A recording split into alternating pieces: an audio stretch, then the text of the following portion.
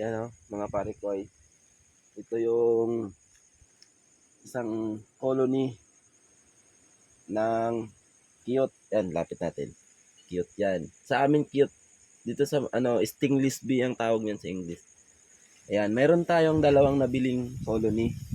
Kay Sir, galing to kay Sir Will Foliedo. Ayan. So ito, sabi niya pwede na daw tong i-split. Kaya umorder tayo ng mga bagong box kasi pag hiwalayin natin yan, iwan natin yung baba, itong taas, pwede na rin itong maging isang colony ulit. Yan. So, dalawa yan. Kaya magiging apat na rin ito. Tapos meron naman tayo ditong galing sa wild. Ayan. Ito, tingnan mo, ang dami. Oh. Kaso, hindi pa natin siya malagay sa box ngayon kasi sobrang lakas ng hangin. Sobrang lakas po ng hangin. So, ito, kaya bumili tayo ng ganito kasi maganda to sa sa mga tanim dito sa kalikasan dito sa bundok kasi sila yung magsisilbing pollination pollinator, mga pare kayong pollinator yan, oh. Sila magdapo-dapo yan sa bawat mga mga bulaklak, mga prutas yan sa mga puno, tapos kukunin nila yung mga honey doon, tapos yung pollen yan, masalin lang sila ng masalin yan.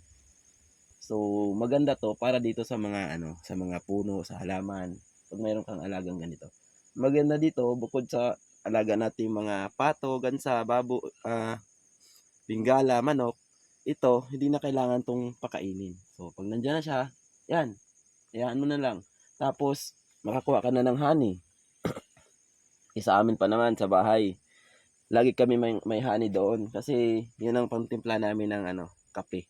So, pag nagkakape kami sa umaga, hindi kasi kami gumagamit masyado ng 3-in-1 eh. Yung kape namin is yung lang, timpla talaga. Tapos yung pang sweetener namin is sari. Kaya kailangan namin ng ganito. Naisip ko, bakit di ako mag-alaga ng ganito, di ba? Bukod sa mayroon magkakakuha na ako ng sarili kong honey, pag dumami naman, makapagbenta pa ako. So ito mga pare ko, yan. Ito yung bago nating dito alaga. Yan. Marami yan, strong colony yan. Ito, lalo na to. Kita nyo, daming laman, oh. Yan, buhay na buhay yan. At lalo naman yan. Yan.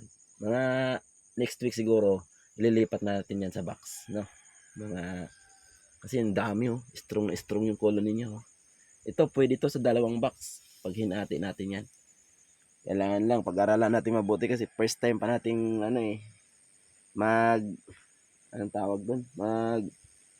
Maglipat ng, from wild to box. First time natin, kaya tayo sa YouTube kung paano. Yan mga pare ko.